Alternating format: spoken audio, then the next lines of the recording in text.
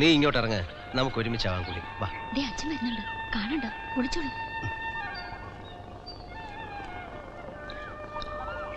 നീ ഹരിയോട് പറഞ്ഞോടി? ഇല്ലച്ചാ, പറയാം.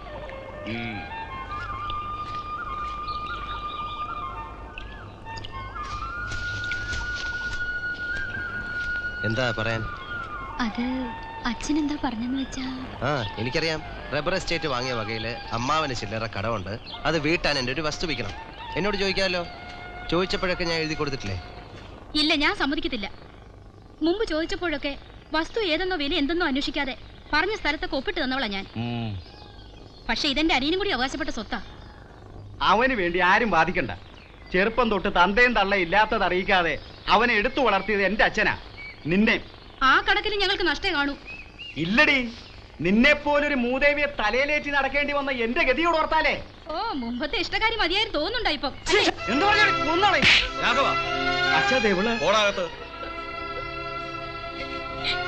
പാർവതി, നിനക്ക് ഇഷ്ടമില്ലാച്ച വേണ്ട. എന്റെ ആ തോട്ടത്തിന് ഇത്തിരി കടമുണ്ട്. അത് വീട്ടാവല്ലോ എന്ന് കരുതി. അതുകൊണ്ടാ വിൽക്കാവെന്ന് വെച്ചത്. വില ഉറപ്പിച്ച് അച്ചാരം വാങ്ങുകയും ചെയ്തു. അവന്റെ കയ്യിൽ ഇനി ആകെയുള്ള സ്വത്താത്തോടിയ. അവന്റെ കാര്യത്തിൽ ഞാൻ ചിലതൊക്കെ ആലോചിച്ച് വെച്ചിട്ടുണ്ട്. സാവത്രിക്കുള്ളത് അവനുള്ളതെന്നല്ലേ. ഹരിയേട്ടാ, ആ വസ്തുവിന്റെ കാര്യത്തിൽ അച്ഛൻ ചോദിച്ചാ എന്താ പറയണ്ടേ? നീ എന്തെങ്കിലും ചോദിച്ചാൽ ഞാൻ ഇതുവരെ വേണ്ടാന്ന് പറഞ്ഞിട്ടുണ്ടോ? ഇതും സമ്മതമാണെന്ന് പറഞ്ഞേക്ക്. അപ്പൊ തോട്ടം സാവിത്രിക്കുട്ടി വക അല്ലേ? 100 തവണ പറഞ്ഞില്ലേ. എന്താ തനിക്കിത്ര സംശയം? ഇവിടുന്ന് ഒപ്പിട്ടോളൂ ഹരി.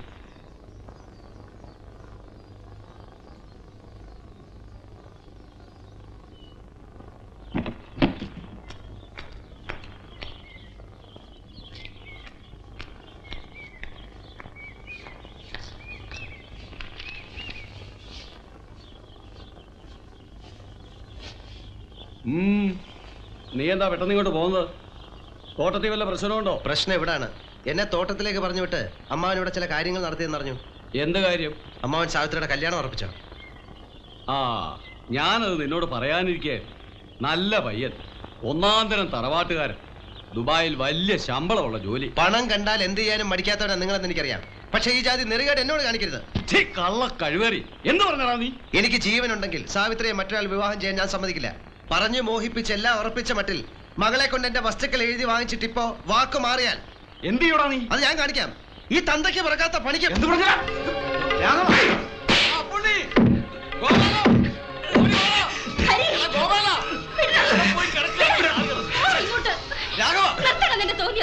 ചേച്ചി, നിനക്ക് അങ്ങനെ ആരും ഇവിടെ ഇല്ല. ഉണ്ടായിരുന്ന മുഴുവൻ നീയായിട്ട് അന്യാധീനപ്പെടുത്തിയില്ലേ? വീടും കുടുംബവും എല്ലാം ആ പെണ്ണ് പറയുന്നത് കേട്ട് നീ എഴുതി കൊടുത്തു. നിന്റെ എന്ന് പറയാൻ എന്തുണ്ട് സ്വന്തമായിട്ട് കയ്യില്? സ്വന്തം അനിയൻ നാട്ടിൽ തെണ്ടി നടക്കുന്നത് കാണാൻ എനിക്ക് വയ്യ. ഇനി എന്റെ സമാധാനം കൂടെ കെടുത്തരുത്. ഇറങ്ങി പോടാ വെളിയില്. പൊയ്ക്കോ എവിടെങ്കിലും.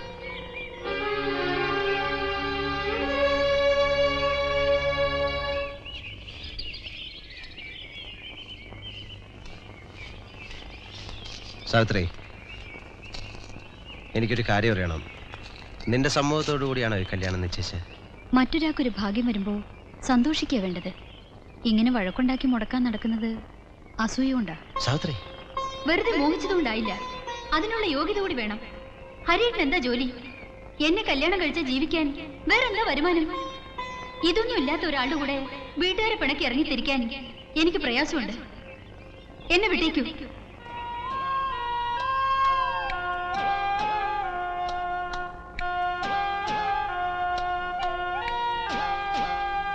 പിന്നെ ഞാൻ ഇവിടെ നിന്നില്ല. ഇവിടം വരെ വന്ന വഴികളെക്കുറിച്ച് വ്യക്തമായ ധാരണകളൊന്നുമില്ല. ഇനി മുന്നോട്ടുള്ളതിനെ കുറിച്ചും. നിന്റെ മാത്രമല്ല കുട്ടി, ഞങ്ങളുടെ എല്ലാം കഥകൾ ഇങ്ങനെ ഓരോന്നൊക്കെ തന്നെ. എന്നെക്കുറിച്ചും ചില ചിത്രങ്ങൾ മാത്രമേ എനിക്ക് ഓർമ്മയുള്ളൂ. പക്ഷേ അതൊന്നും ഓർക്കാൻ ഞാനൊട്ട് ശ്രമിക്കാറുമില്ല. അതൊക്കെ പോട്ടെ, ഇത് കഴുത്തിലണിഞ്ഞോളൂ. എന്താ? ഒരു രക്ഷയാ. നിനക്ക് വേണ്ടി ഞാൻ പൂജിച്ചു വാങ്ങിയതാ. നിനക്ക് വിശ്വാസം ഉണ്ടാവില്ല എന്ന് എനിക്കറിയാം. എനിക്ക് വേണ്ടി ഇതൊന്ന് കെട്ടുന്നതിൽ വിരോധം ഉണ്ടാവോ?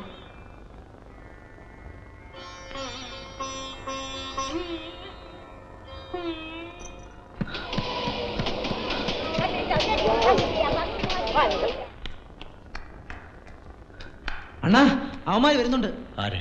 ആ ബാക്കിയുടെ ഗുണ്ടകള്. അവന്മാർ ഒരു കൂട്ടം ആളുകളുണ്ട്, കൈ നിറയെ ആയുധങ്ങളും. അണ്ണൻ ഇവിടെ ഉണ്ടെന്ന് അവന്മാർ അറിഞ്ഞതാ തോന്നുന്നു. പിന്നിലൊരു വാതിലുണ്ട്, അതുവഴി പൊയ്ക്കോളൂ. വേണ്ട, ഒളിച്ചോടി ഞാൻ മടുത്തു. ഇനി വയ്യ. എന്നെ കിട്ടിയില്ലെങ്കിൽ അവർ ഈ തെരുവ് മുഴുവൻ തല്ലിപ്പൊളിക്കും. എന്നെ ഒളിപ്പിച്ചതിന് ഈ പാവം പെണ്ണുങ്ങളെ അവർ ഉപദ്രവിക്കും, ചേച്ചി ഉൾപ്പെടെ. ഹരി, ഈ നിലയിൽ ഒന്നും പറയണ്ട, ഞാൻ തീരുമാനിച്ചു കഴിഞ്ഞു.